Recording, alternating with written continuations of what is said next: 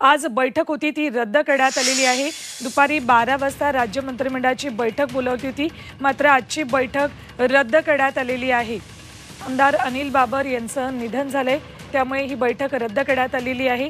शिंदे गटाचे आमदार अनिल बाबर यांचं निधन झालं, त्यामुळे आजची बैठक रद्द केली।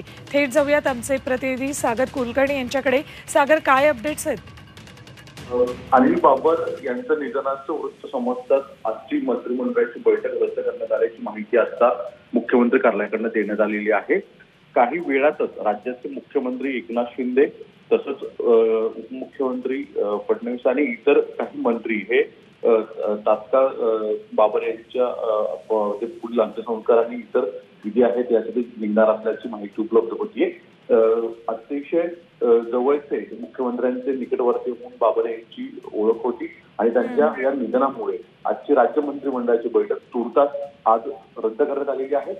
कदाचित चीफ कॅबिनेट बैठक उद्या किंवा परवा नियोजित केली जाईल असं सांगण्यात येते। ठीक, धन्यवाद सागर संपूर्ण माहितीसाठी। तर शिंदे गटाचे आमदार अनिल बाबर यांचं निधन झालं आणि त्यामुळे आजची राज्य मंत्रिमंडळाची बैठक रद्द करण्यात आली आहे।